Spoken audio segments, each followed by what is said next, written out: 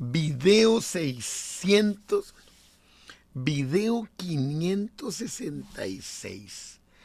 Y a partir de este video 566 vamos a hablar acerca del tercer milenio antes de Cristo. Hemos estado hablando verso a verso la palabra de Dios y también siglo a siglo. Bueno, hoy toca el siglo 30. ¿Qué nos dejó el siglo 30? Pues ahorita veremos.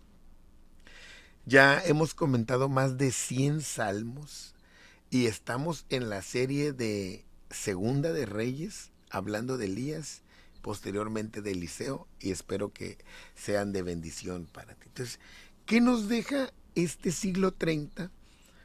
Pues nos deja nada más y nada menos una fecha que debe de ser inolvidable, imborrable para todo el género humano, que es el nacimiento de Noé.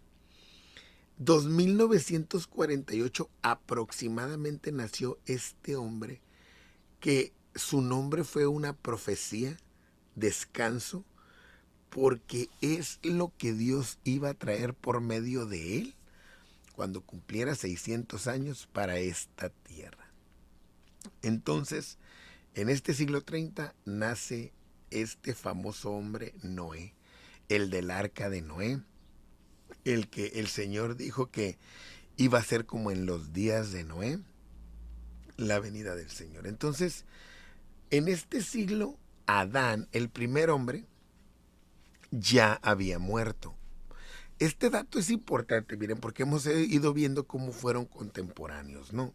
Bueno, Adán ya no fue contemporáneo de Noé.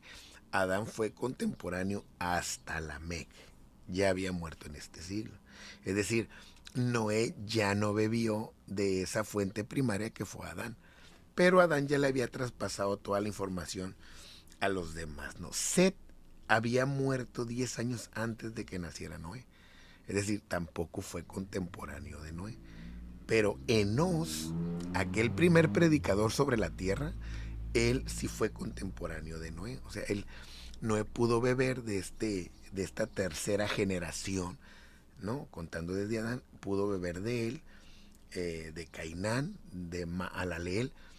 Estas historias de primera mano. Estaba vivo todavía Jared, pero Enoc no, Enoc ya había muerto, aquel profeta. Entonces, estos hombres, tanto Jared como papá de Enoc, le pudieron contar perfectamente a Noé todos los datos, toda la información que necesitaba llevarse para antes del diluvio ser un hombre poderoso en fe y después de él.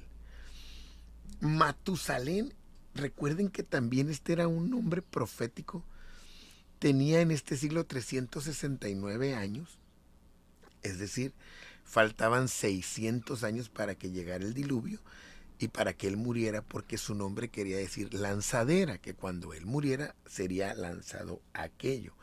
Entonces, en el siglo 30 estamos a 600 años de la vida de Noé, o sea, 6 siglos. Lamec, padre de Noé, tenía 182 años cuando nació Noé. Entonces, dijimos que Noé nace en el 2948 aproximadamente antes de Cristo, y este sería el hombre que viviría antes del diluvio y después del diluvio.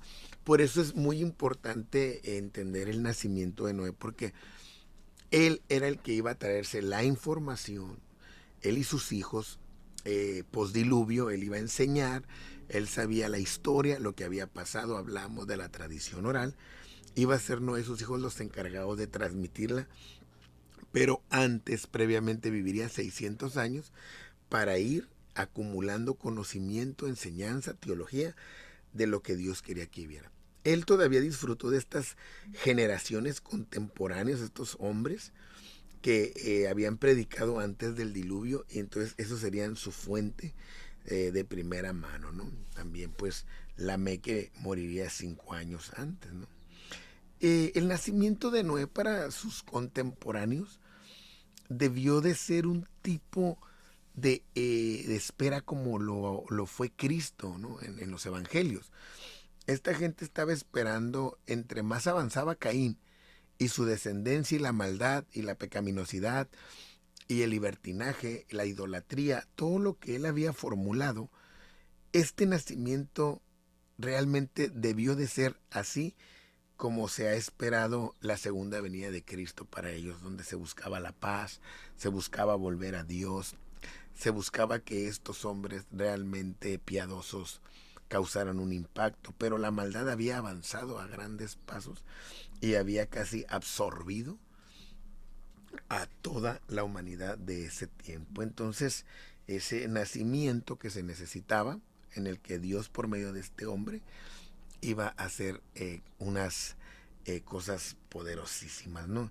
Entonces, es algo importante saber esto del nacimiento de Noé. Como él entonces era una revelación su nacimiento, Dios les había mostrado a su padre, Dios le había enseñado a Lamé que tendría un hijo, que él iba a ser el que iba a traer ese descanso. Y vemos en estos nombres tan poderosos esa revelación, ¿no? ¿Por qué vivían tantos estos hombres? Bueno, porque para empezar, simple y sencillamente sus alimentos eran mejores, sus climas eran mejores, y necesitaban vivir esas cantidades de años para hacer realmente descubrimientos que necesitaba de muchos años, de muchísimos años.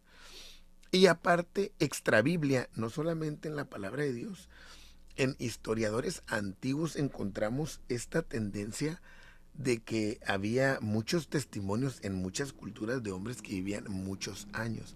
Es decir, para ellos esto no era extraño, todos disfrutaban de esa longevidad. Entonces, esto nos dejó el siglo 30 y espero que sea de bendición para tu vida, y próximamente estaremos viendo el siglo 29 que nos dejó estas generaciones prediluvianas. Espero que sea de bendición para tu vida y sigamos estudiando la bendita palabra de Dios.